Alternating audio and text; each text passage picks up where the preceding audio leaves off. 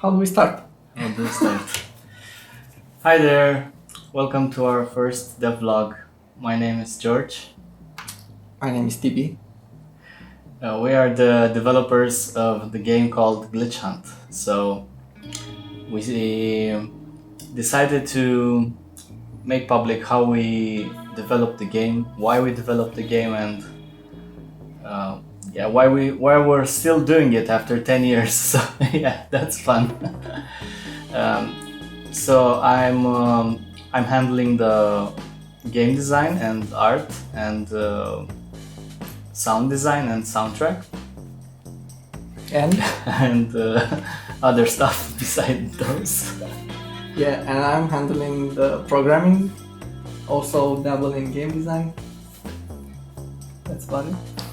I don't have the multiple responsibilities, but Yeah, so we've known each other for how long now?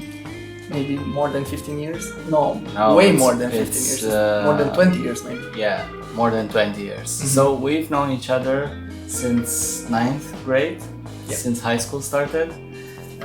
I remember the first time we met, we had a fight. Yeah, through the classroom, and our colleagues were like, "Oh, don't put these guys together in a room." Yeah, but then we became very good friends, and we played a lot of Nintendo. Yeah. Right. What was your favorite game? Ninja Gaiden, I think. Ninja Gaiden? Yeah, I played them all. Oh, okay, yeah, because I remember you're telling me you were dreaming playing Tetris all night. Oh, that was when I was little, Okay. 5 or 6 years old. Yeah. I remember I was obsessed with Tetris. I dreamt Tetris, and there were nights where me and my family were gathered around the TV, and I was like crushing Tetris, and my mom was like, "Oh my god, oh my god!" So you had like a crowd, a cheering crowd. Yeah. Nice. Yeah, I remember we played a lot of Contra, right? Yeah. Yeah, Contra. I think Contra was actually an inspiration for Glitch Hunt. One of Yeah, I mean, look at it. It's like, it's Contra. Only you have 360 aiming. Yeah, times have changed. Yeah. So we definitely haven't been working on the game for 20 and years, but do you remember how it started? Like how? I do. We didn't go to the same college, and we were in different cities. And I think at the end of college, you came to the city I was living in, and you just casually told me, "Hey, I started making a game." Yeah. And It was the Warbirds. I was already a programmer. I was working, and George came to me, "Hey, I'm making a game," and we were outside, so he couldn't show it to me immediately. And I was like, "Get out of here! You don't know how to make games." And I was expecting this stupid Flash game or something like that. And when the time came and he showed it to me, I was like really, really impressed, because it was polished and he already had music. No. Of course, it had music. Oh no, It's George. it was not polished. It was for- a mess. It was a mess. It was us. We But it was working. we It never was made something games working. before, and you came to me with a game with a little plane that could hide under clouds and shoot drones, and those drones looked to me like they were thinking for themselves, and I was like, "Oh my god, we have something here. Let's do something together." Yeah, but we didn't.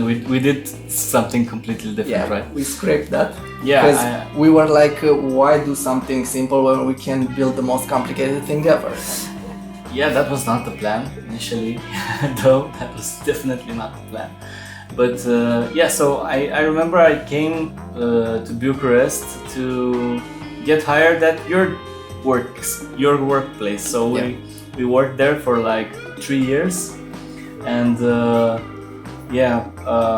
during that period, I know we got together like every weekend, and we played a lot of Towerfall. So we were obsessed with Towerfall. Yeah, we had like a small group of friends, and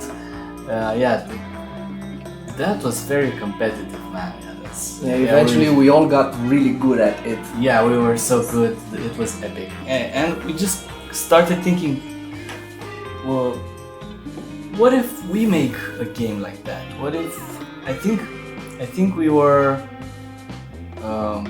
very optimistic, and we wanted to try making a game for ourselves, right? So we kind of took a lot of inspiration from Towerfall, because the very first iteration of Glitch Hunt, which was named 30th Century Man, by the way, was just a versus mode, right? Yeah. Like a couch arena mode where we fight each other, but we did have the control control panels and the virtualizing into turrets. That was from one the of the first ideas. Yeah, that was one of the first ideas.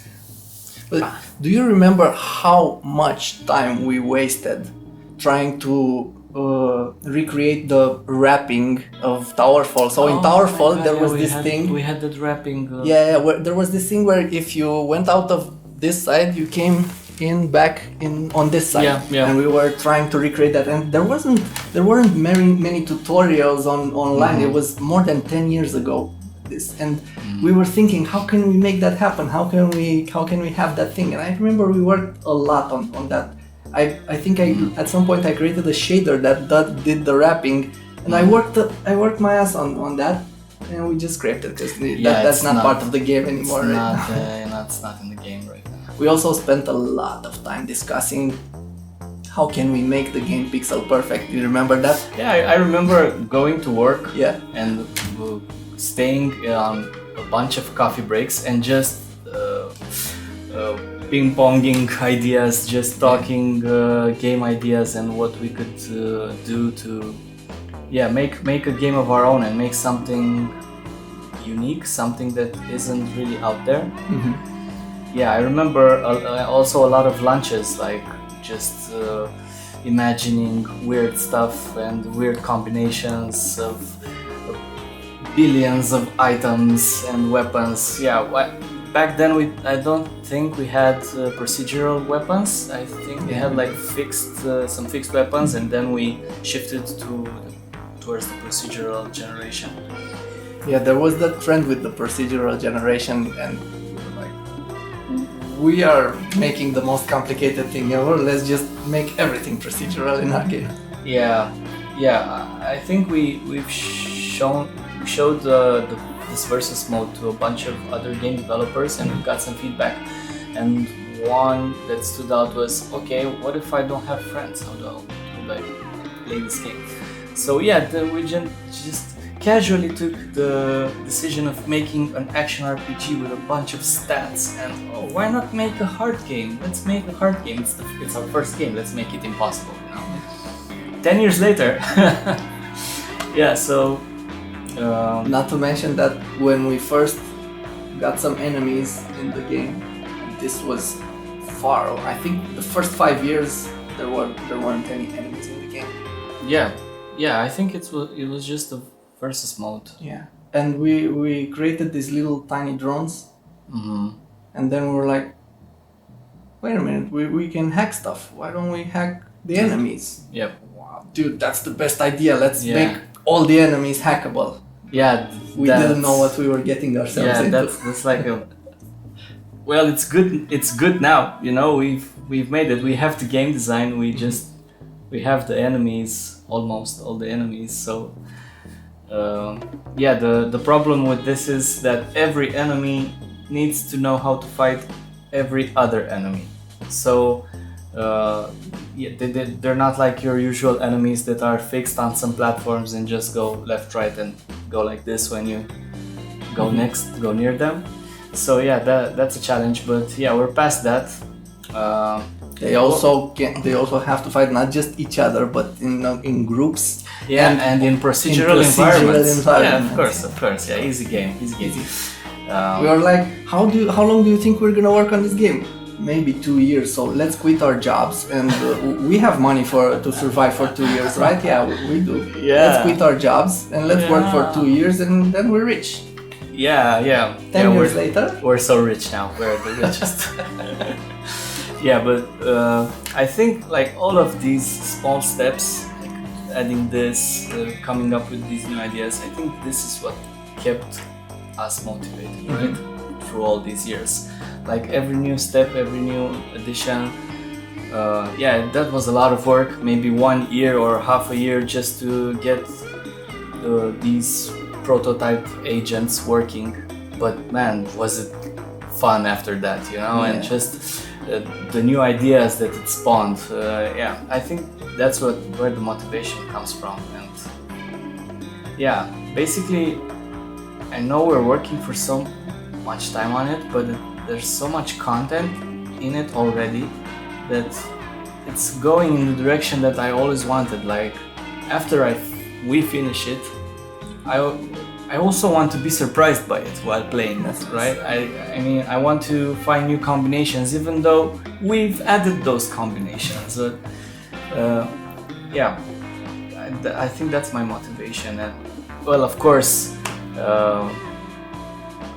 living in this world, because writing the story and composing the music and doing the artwork, and I'm just living those characters' lives and living in those worlds. So that's also like a thing that keeps me very motivated. Like it's a world I'm fantasizing about, but I'm also living in it. I think it's very interesting because the story of the game, the lore of the game, was conceived 7 or 8 years ago. Yeah, it was. I wrote it on when I was at our job. Right? We were web developers there. Yeah. And there was no AI then. There was no talk of AI. I mean, there was in science fiction and stuff like that. Yeah. But if you think about the story right now, it kind of aged well. Yeah, I mean, it's a what's possibility happening right now. It's a possibility. It could go that way. Yeah. Where at least I was influenced by Blade Runner and Ghost in the Shell, and I think Ghost in the Shell had a big influence, especially with the virtualizing inside turrets. But think about Sinus, the bad guy, the AI bad guy in our game. He's not necessarily bad. He's not bad. He was just programmed in such a way that his goal is to gather as much information as possible, and that just happens to conflict with the humans' agenda. So. Yep. Yeah. So stay tuned for a bunch of more stories on science. So even after all these years, motivation is not missing, and we're so happy that we also got a publisher last year, so that also gave us a motivation boost. Shout out to our publishers, Kando, guys. Really cool guys. We're on a roadmap right now, and we're going strong for a release next year. So we'll be doing a lot more, or some of these dev blogs in the future, explaining some of the systems, some of the enemies, how the game works, and hope to see you next time. So,